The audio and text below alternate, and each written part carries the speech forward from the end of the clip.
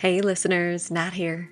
Welcome back to Cheers with Nat, the podcast dedicated to cheering on women in drinks. In today's episode, you'll hear from beer historian Dr. Christina Wade. We start by discussing how she turned her childhood dream of being a castle person into a career as a historian, and how the history of beer, and women in beer more specifically, became her focus. Christina then shares how her award-winning books came to life, the beer history myth she's determined to bust, and what she's working on next. We also learn why she believes it's so important to share her work outside of academia, and how she rewired her writing style for a broader audience.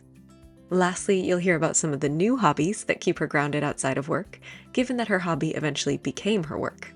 It's time for a cheers and a chat with Christina Wade. Here she is. So I brought two beers for us to try today. They're my collaboration brews with Liam Kay of Irish Beer History and Trouble Brewing. And they are sort of in honor of Filthy Queens, my book on the history of Ireland. Liam and I searched through all of these 18th century recipe books and rules, and we found books that might have been in the Guinness Library and things like that. And so from all of that, we made historically inspired beers. They're not one-to-one to a recipe or anything like that, but they are sort of mimicking things that we found within the recipe. So for example, we have two today. One is called Fire and Labor, and it got that name because Liam found in a revenue book, I believe, that the things that were involved in brewing were, hops, water, fire, and labor. Oh, wow. So we never heard that before. So we named the Irish one that. So they're both porters. The Irish one has molasses and gentian root. Oh, that's interesting. And then the English porter is made with treacle, licorice, and ginger. Wow. And it's called the Fox because they're based on a chapter called the Porter Wars, which we can talk about, between English and Irish porters. And the Fox is what some brewers called when a beer went off. So naturally, we named the English one that as a joke. But they're both brewed by an Irish brewery, and they're both really, really nice. So Liam Kay, again, of Irish Beer History, and I worked together, and Liam made the recipes, and then Trouble brought them to life. I feel I can't take a sip until I cheers with you. Oh, yes. So I'm sniffing it. Cheers. We have the Irish porter in our glass. Oh, that gentian root is such a nice addition. It adds this kind of earthy, rooty quality that works really well with the roasted malts with those chocolatey flavors. It's really nice. That's so cool. I've never had anything like that before. I feel like every time I taste them, they taste a bit different, though. Yeah. Because they started out really sweet, and then over time, the gentian root has quite dried it out a bit. Yeah. Which is really nice. So I'm holding on to a couple, and we're going to see what they're like in a year. How fun. And would those added flavorings be common at this time? Well, so we actually found those in one of the brewing books that we found. Okay. So one said that housewives in particular would add ginger or molasses to a brew if it went off. And then Liam was able to find records of gentian and things like that. And we also found records of treacle. So we picked things that people had added in the 18th century. And of course, like you said, the ingredients that existed then don't exist today. So nothing could be truly historically accurate, right, but inspired by, and this is very different than what we would see today. Yeah. So, okay, this links very nicely to what you do in the world of drinks. So tell us all about your current role in the drinks world and what your day-to-day looks like, if you have a standard day-to-day, which I don't imagine you do. I don't have a standard day-to-day. So I'm a beer historian, which means that my job really changes from day to day. I spend a lot of time doing research, which means that sometimes I'm working way too long hours and hours in the library or at home researching, transposing 18th century calligraphy or things like that. And sometimes it's, days writing or, giving talks at festivals or, a variety of different things. So I don't typically have a standard day to day. Yeah, lots of different elements involved. All the research, the writing, and then the sharing of your work. Amazing. Let's go all the way back. When you were little, what did you imagine you would grow up to be? And do you see any parallels between that and what you do? So shockingly, I am sort of doing the thing that I wanted to do when I was little. That's quite rare. Okay. In a roundabout, there wasn't the beer element. So, yeah, maybe you didn't know that at that time. Yeah. So I went to a really small Quaker school outside of Philadelphia, and there were only like 13 kids in my class. So wow. Each year, each class had like a theme as you got older. And so when you were in 5th grade, the theme was medieval history, and you like that is like the thing you can't wait for it. And you build like medieval castles out of recycling materials, and then you make your own costume, and it's all this ridiculously fun stuff when you're 9 or 10 or whatever. I'm very privileged to go to that school, and very lucky to have the family that I have. And my family saved up lots and lots of money to be able to take me to Ireland after that, because I just fell in love with medieval history. And I went to Bunratty Castle, and I think I must have been 10, and I looked at my mother and I said, I want to be a castle person. I want to study this. This is what I want to do, and I want to do it here. Wow. And then, life gets in the way, and I went to university for journalism. And then I switched my last year to history, and then I worked in a job in DC for a couple years, and then I decided it wasn't for me, sold all of my belongings except for 2 suitcases, applied to every university in Ireland, got into Trinity, and sold everything and moved over here, and that's the end of that. Wow. Is that the end or just the beginning? Well, that's the beginning. Yeah, I suppose. Yeah. I guess I just realized I wanted to give 10-year-old me a try. And again, I was very privileged and fortunate to be in that position to be able to do that. Not that it was particularly easy, but still. Wow. Like you said, I want to be a castle person. And here you are, you have your PhD in history, and now specialize in the history of beer, more specifically in Ireland and in the UK. So what did your studies look like, and how did you kind of get that focus on beer? Yeah, so my PhD supervisor was Professor Terry Berry, who's still a very dear friend. And when I was doing, like, over the course of my master's and my PhD, himself and also one of the other sort of supervisors, we were just chit-chatting.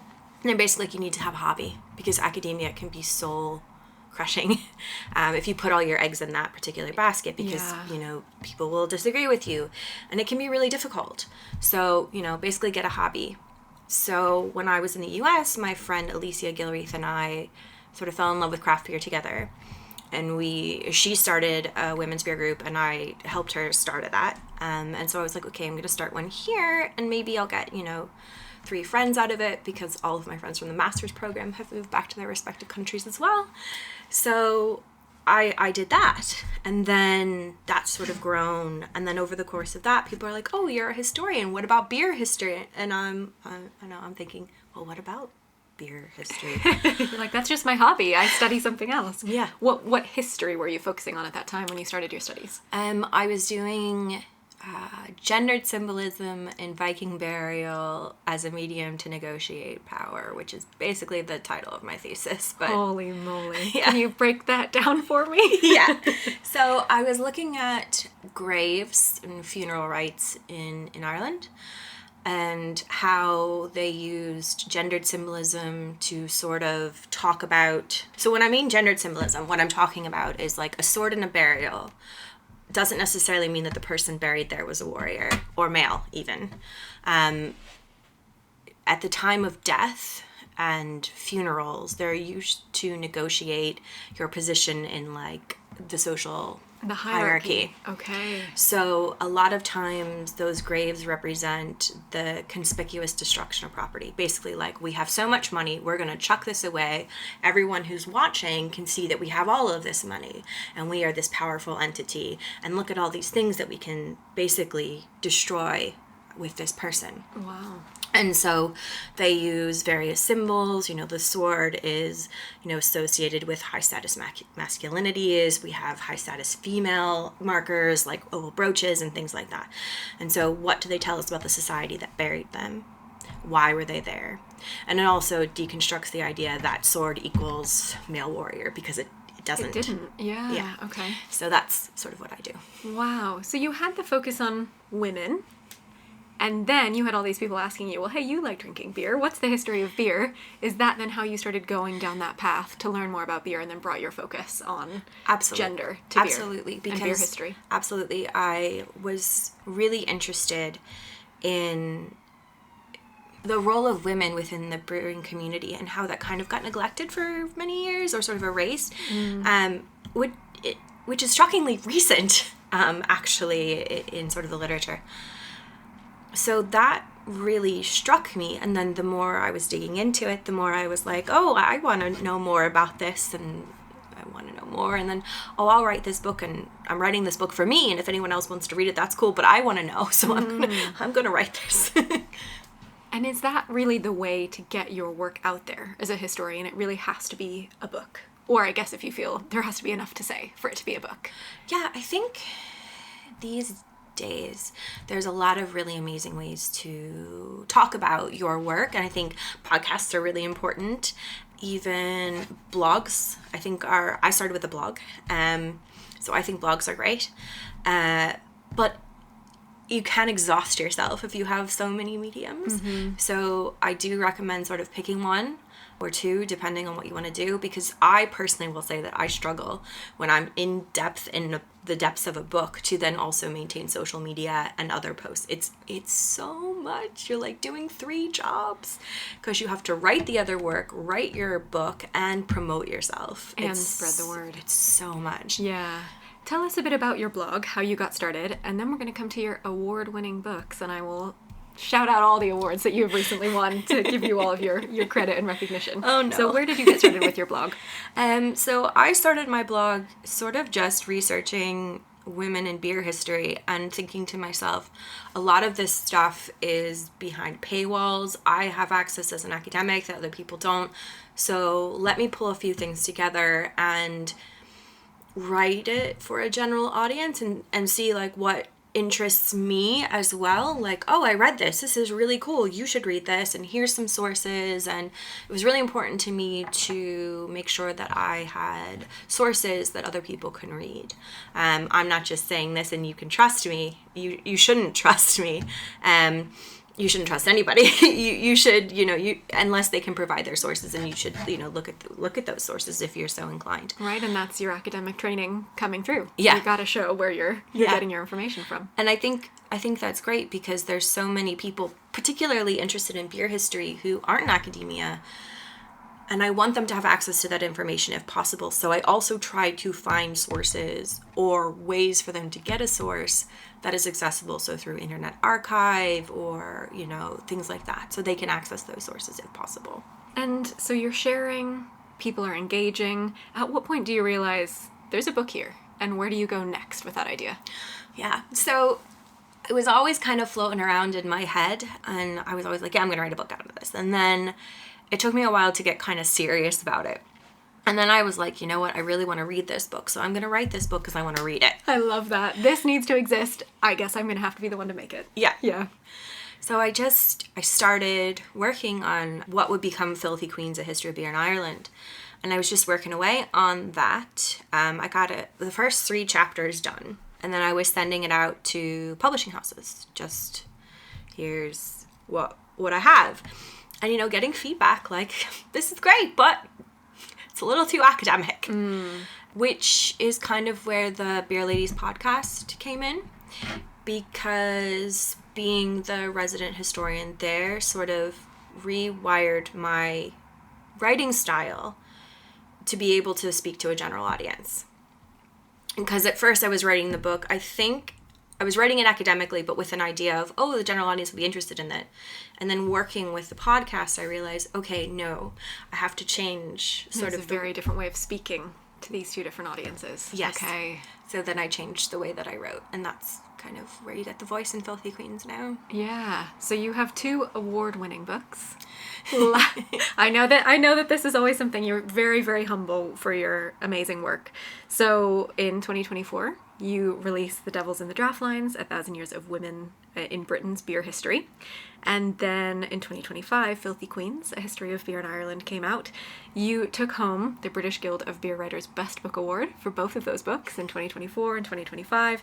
You took home Beer Expert of the Year in the inaugural Women in Beer Awards, and you were longlisted in the Andre Simon Awards, so we'll see how those go. But these are some pretty impressive accolades for your work. How does it feel to have your work recognized?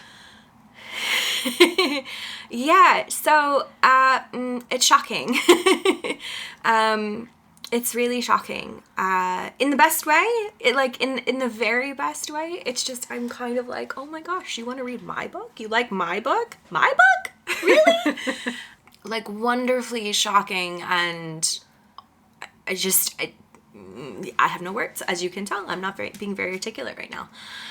It's just, yeah, I'm just kind of blown away by the reception and that people like it, and that makes me really, really happy. Like, you know yourself when you write a book and people are like, I like your, it's so amazing. It's such an amazing feeling. It's so heartwarming. Yeah. And to think back, like you said, you were like, this needs to exist because I want to read it.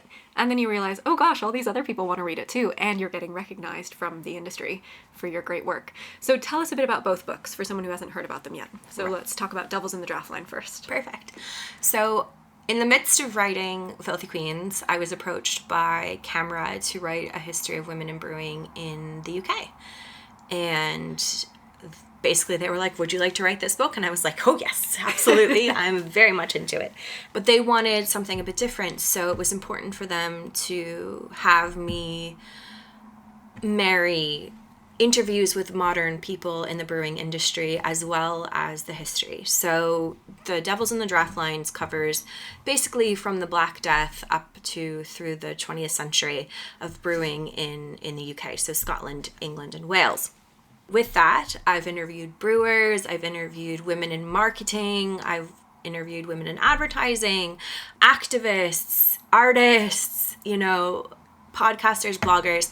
I wanted to get a really well-rounded perspective of brewing and beer and what that looks like in history and in modern, and how we can so much relate to it. I think one of the things I really loved about that book was there was a chapter where women were talking about their grannies or their aunts or whatever brewing in the late 1800s, early 1900s, and beers exploding in the cupboard, and then hearing women now talk about home brewing and beers exploding in the cupboard. So we're not all that different, which I find really comforting in a way. Yeah, it's one of the things I like most about the book is that the parallels that you're able to draw between these stories of women in the past to then say, oh, and here are women currently working in the world of beer, and we have these connections and are still, I would say, fighting that sort of good fight for recognition for women in the world of beer. Absolutely. And how does Filthy Queens differ? What an amazing title. But what's the subject matter difference in your second book versus your first? So Filthy Queens covers Ireland from, let's say, late Iron Age until the very early 20th century. Filthy Queens, with an emphasis on women, isn't only concerned about women. Mm-hmm. The emphasis on women in Filthy Queens is mostly because women were the primary brewers, but it's also because when we get into the 18th and 19th centuries, very good work has been done on the industrial and commercial breweries. So I wanted to focus, I did talk about that a bit, but I wanted to focus more on the role of women within that. So that's sort of where Filthy Queens comes. So everybody is in Filthy Queens, I should say. But there's certainly a particular focus on women because that's one of my That's your interest. That's your focus. Yeah. And it sort of naturally happens. So that book covers, the colonization by the Vikings, the colonization by the English, many, many hundreds of years. And the parallels actually between The Devils in the Draft Lines and Filthy Queens. It's interesting to kind of compare the two because we can see how different and how similar perhaps the brewing cultures were. Yeah, between primarily the UK than compared to Ireland. Mm-hmm. Yeah. I don't know if you can tell us this, but is there anything you're working on next? Another area you're looking to explore, whether or not that's a book? Yes. So I have 2 projects in the works. The one that's going to come out the quickest is I'm looking at sort of like drinks folklore and its place in history. Oh, so fun. The concept, for example, of the final drink, we'll look at maybe myths from the Ulster cycle, so that's like late Iron Age medieval. Then we'll trace that through perhaps the 16th century. We'll look at the 1930s folklore project in Ireland, where they had school children interview older members of the community talking about folklore stories that were passed down. And then we'll look at it in like modern song, dance, art, movies, literature, these things, so we can kind of trace and see how, for example, the concept of the last drink sort of traces through and how it looks like for us now. And all these different touch points. Is that specific to beer, or that's looking a bit more broadly? It's looking a bit more broadly. So we'll be doing beer, but also whiskey and things like that, but slightly more obscure things. So we'll also look at like drinking blood in Irish history. Ooh, okay. Which has a fascinating history in Ireland, and quite a few myths about myths, I'll say. That was actually one of the questions I did want to get to. We'll get to it now as you're talking about myths. Is there a beer history myth that you just wish would go away? Or is there a beer history story that not enough people know? Or maybe there's one of each that you want to share. Yeah, there's probably one of each. The myth are probably, if anybody has follows me on social media, probably knows that I have sort of a soapbox about the idea that alewives were pushed out of brewing because they were en masse accused of witchcraft, which is not true.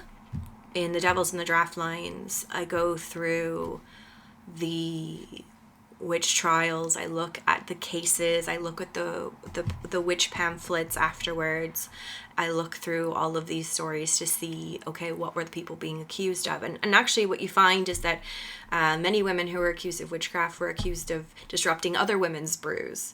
Not, there isn't this link that, men thought women who brewed were particularly, engaging in malicious witchcraft. So that's kind of my soapbox that I like to stand on. You're like, I've got a book on it now, go reference it, stop retelling these silly stories. Yes. Okay. That's probably the big one. And then any other beer story that you're like, gosh, this was amazing. How do more people not talk about this? Oh, there's so many. I love the stories of St. Bridget. And while people talk about Bridget and how she turned other people's bathwater into beer, there are so many other amazing stories about her that I hope, and I keep telling, where she turns this one measure of malt into enough ale around Easter to serve all the churches around her. And that, she also turns well water into this ale that smelled of wine to give to her ailing foster. There's so many stories around St. Bridget that I just absolutely adore. And is she the Irish patron saint of beer? I believe so, yes. Yeah. Oh, lovely. Okay, great. We'll have to go look those up. So tell me a bit more then about how writing for these different audiences changes. Now, you mentioned you had a bit of training as a journalist, then you were doing your very academic writing, and then you realized, oh, that's not going to suit for everybody, so now you're writing for a general audience. How does your research process, your writing process, your voice have to change to get across to each of these different audiences? Right. I think it's difficult because you want to treat your general audience deserves a well-researched article, book, whatever, to the same research depths that you should be writing an academic paper. But with an academic paper, you need to present every example ever created known to man. That's sort of the academic training. That's the expectation. Yeah. I can't just say, okay, well, this, and then trust me, bro.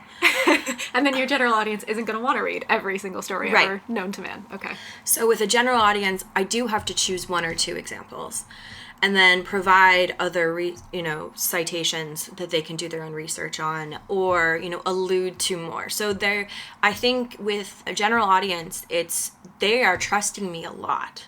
And so I want to make sure that I am worthy of that trust, that I am upholding my side of the bargain, because I'm not presenting every single example, because I simply cannot do that. Because, chapters that are, should be around 10,000 then become 50,000, words and more. I can't, so I cannot do that. I mean, I could write a library. Libraries probably have been written about a single topic that I've written for Filthy Queens or for The Devils in the Draft Lines. And so you have to you're gatekeeping to some degree. You're choosing what information to include and what not, and your audience is trusting you with that. And that's a lot of, that's a lot of power. And so you want to make sure that you're, writing something that's worthy of that they can engage with, that is still having the academic rigor that you would write for an academic audience, but then in a way that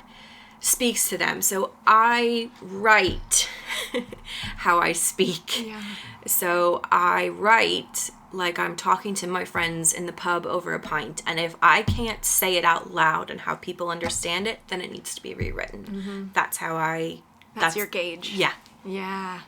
So in terms of learning that technique and improving your writing abilities and having your audience in mind, that's one major skill to do what you do as a historian and an author. What other skills are important for your role to be successful as a historian, to be successful as a writer, an author? So increasingly social media. And the self-promotion piece. Yes. Okay. And I'm not good at that. So which is the most cringe piece for most people. Yeah. Yeah. Like I'm not great at being like, here's this amazing thing I've written, please read it. Part of me goes, ooh, but I need to do that. So that's something that I personally know that I need to work on and improve on, and figuring out how to balance that with writing, I think, is very difficult. There's some amazing historians out there that do that. I don't know how many hours they have in the day. I really admire them. So I'm still trying to figure out what that looks like for me. But it's also being able to gauge what your audience wants by not only speaking to your audience, but listening. I think that's a really important part. So it's not only writing the media, it's also consuming the media and listening to people's voices and seeing what are they interested in. So for the Devils in the Draft Lines, because I do the Ladies Craft Beer Society of Ireland and I do events, I've heard so many women talk about, I want to work in the brewing industry, but I don't want to brew.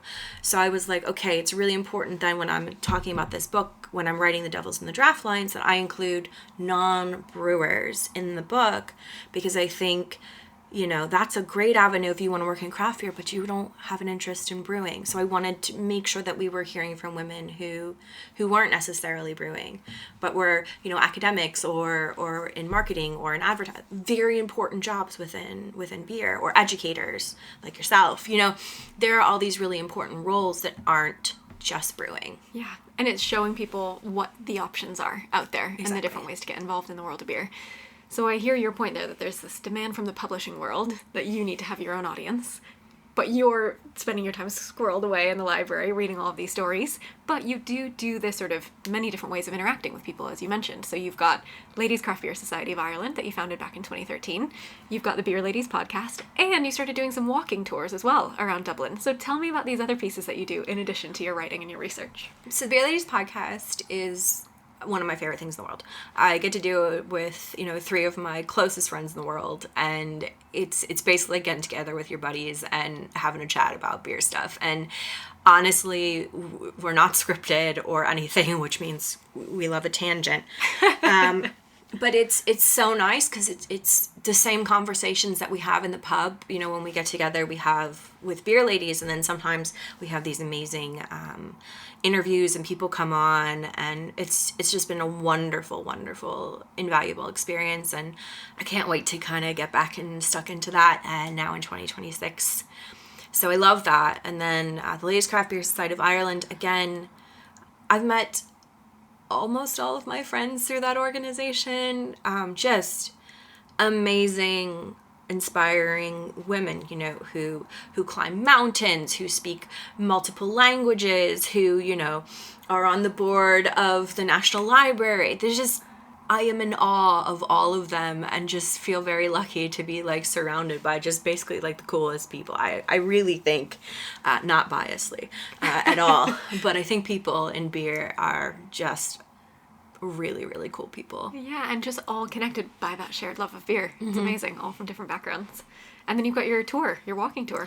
Yeah, so we're working on putting those more officially together, because I usually just kind of do them. Oh, does anybody want to do one of these? Yes, okay. So we're going to be launching more professional, consistent sort of schedule. But I do, yes. So there are beer history walking tours from Dublin.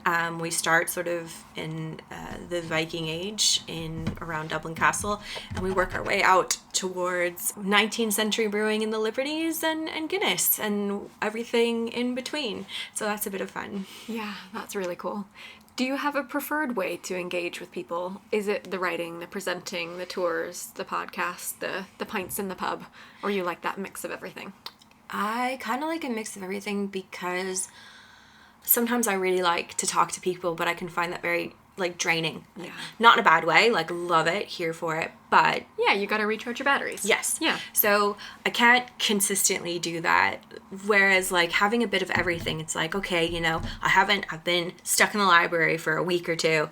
Oh, I get to do a tour. Yay, social time. You know, it's being able to kind of mix and match, I think, that works best for me. To be able to pop in and out of different things and try, and then things don't get monotonous, I think. This is something, I don't know the best way to ask this question. I'm just thinking about it now. Is there an expectation for historians to just be in the library and not be particularly social? So would you say you kind of go against that expectation for other folks who do what you do and have that same kind of degree? I think for many, many years there was the expectation that we weren't social, and we didn't need to be. And you know, sometimes part of me is like, I wish I could just live in a cabin and finish this book. But with the rise of social media and Instagram and those things, it's actually really critical for a lot of even academic jobs that you have some sort of public-facing presence. And I actually think it's really important, even though it's the thing that I'm still working on quite figuring out how to do it more consistently. I do think it's really important because there can be so many walls to access for the general public for a lot of historical information, and then you get historical misinformation as a result. Yeah. So I do think it's really important that we find ways to get the information out there correctly, with accuracy and with sources, but that's a big ask. That's a second job on top of, you know, a historian, for example, who's working in a university and is grading papers and then has to, you know, publish or perish, as they say, and then also has to be on socials. It's, you know, it's like 3 jobs. Yeah. So it's a lot of work. Yeah. And do you see yourself going forward having a mix of academia and writing for the public, or would you prefer to be in one camp or the other? I prefer to be in the general public, but with the level of academic rigor. So something that I could present at an academic conference in more, but also could very happily, you know, talk to a general audience about. And I do straddle those, you know, I do speak or talk to more academics from time to time. I think if you're, like I said, if you're writing for the general public, it should be able to hold up to the academic rigor. Yeah, it's like you've put in all this effort, you've done this hard work to gain this accreditation and credibility. You know, you're Dr. Christina Wade, but it doesn't mean you always have to speak in an academic way. Yeah. Yeah. And I also think sometimes when we speak really academically, we are also gatekeeping people out of information as well, because you know, people might not understand the lingo or words that are really common within, you know, your certain academic bubble, but maybe mean something else somewhere else. So I think it's actually really important to make your writing accessible to people so they understand. Even if you are an academic and writing for academics, I do think it's important to write accessibly, so that when people are maybe looking at those sources that a general audience historian is writing, they can look at this and go, okay, yeah, I can see that. I think writing accessibly is important regardless of your audience. Yeah, you've got that translator role. Yeah. You found this cool thing. You're deciphering the calligraphy, as you said, and then you're translating it into the different audiences that you're speaking to. Now, I had the same, I don't think it's a problem, but I had the same experience as you, where I went from a hobby to it becoming my career. You have a similar experience, beer being your hobby to now being a beer historian. What do you do to keep yourself grounded outside of work? Any new hobbies you've discovered or interests that help to give you a bit of balance? Yes, so I'm an avid crocheter. I love to crochet. And I am obsessed with like ghost stories and supernatural and paranormal stuff. So I watch a lot of that. And actually one of my co-hosts at the Beer Ladies podcast, Lisa Grimm, she's also like a spooky girl. So we read all the spooky things and listen to the spooky podcasts and all that fun stuff. So, it's important also, as my supervisor told me, to have a hobby. Because once your hobby becomes your job, you do kind of look around and go, okay, is this work? Yeah. Because having pints at a pub with people know you and, you're a public can suddenly become work. Yeah. So you kind of have to figure out what that looks like for you and what your boundaries are and if you have them. And I'm always happy to chat about beer history, but then I have to, take a bit of a break with my friends and be like, yes, we can talk about beer history, but now let's talk about, did you see that spooky story about this? Exactly. To break it up a bit. The switch off. Yeah.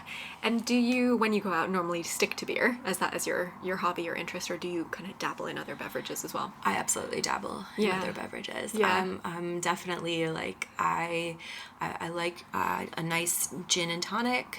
Very much into non-alcoholics at the moment, mocktails and cocktails, but just mix it up. Wine from time to time, you know. I see it as a bit of a switch off as well, and I like exploring other flavors. Exactly. Yeah. Sometimes if it's been too much beer work, beer history, I will purposely just drink wine or gin and tonics or mocktails or something non-alcoholic, just exactly like you said, to kind of delineate, okay, I'm really not working right now. Yeah, I used to hear from a lot of folks in the wine world that beer was their go-to. It was the time they knew, okay, I don't need to think. I can just chill with my pint of beer. Yeah. But soon, whiskey will be a focus. That'll become, you'll be exploring all these whiskeys to tell their stories. Do you see yourself moving into the history of any different subject areas? Or is there much more to discover about beer that we don't know yet? I think there's a lot to discover more about beer. I think with Filthy Queens in particular, it was just the tip of the iceberg, the proverbial iceberg. So I have a big project that I want to do long term. So I talked really about the folklore sort of aspect. So the longer term project is sort of a multi-part thing. So I want to create a digital oral history archive of women who, have gone to pubs and been rejected, why that happened, their experience drinking pints, sort of the women's, fight for the pint. Here, as well as their experiences perhaps working in Guinness or working in beer in the 20th century. That's why I stopped Filthy Queens at the start of the 20th century, because these women are still alive, and so I would rather hear the stories from them as opposed to me just writing about them. I think the voice is very important. So the long-term project is that. Also, talking to women in craft beer, and then just people in craft beer in general. So I want to make sure that we're making space, in particular for breweries that have now gone defunct. I want to make sure that part of this archive is including their voices, what happened, because I'm thinking of future me in like 500 years who will have access to this. And because that was one of the things that I wanted so much when I was writing my books, is to find those small breweries. And when they go defunct, the social media is gone, everything is gone. They're like they're never existed. Yeah. And I want to keep them somehow. So that's the long project. And then, of course, the publication out of that would be, women in brewing in the 20th century and up and through the craft beer revolution and talking to women through the craft beer revolution. That's a big project. So that's a project that I'm hoping to get some stakeholders in and hoping to get some funding for. Wow. To be honest, I have goosebumps. I'm just thinking about your commitment to, as you said, future you. And I never really thought about that when a business goes away and the website's gone and the social media is gone, if no one wrote it down, it never happened. And you want to make sure that those stories stay. That's powerful. Well, that was really inspired by Teresa McCullough, who was working in the Smithsonian Institution, and she, traveled around the U.S. and did all those oral history projects, which was just unbelievable. I'm on the League of Historians with her at the Beer Culture Center, and I remember her talking about that, and I was like, we need to do something like that in Ireland. So she was really a massive inspiration to me to do that. And of course, Liz Garibay, who runs the Beer Culture Center as well. I was like, we really need some kind of at least online presence of an Irish beer history that isn't just Guinness. Because of course Guinness is a part of the story, but it's just a part of the story. And I think we should expand that knowledge. Amazing. Wow. Now, this may be a similar answer as we wrap up with this question before we get to our last call. We talked about what got you working in the world of drinks. What is it that keeps you here? Oh, wow.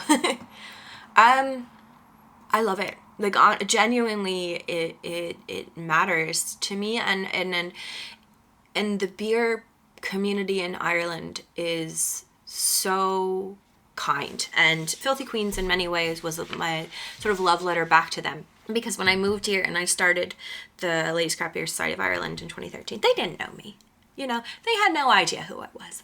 And I'm going up to them and going, hi, we have, 3 members and I'm this.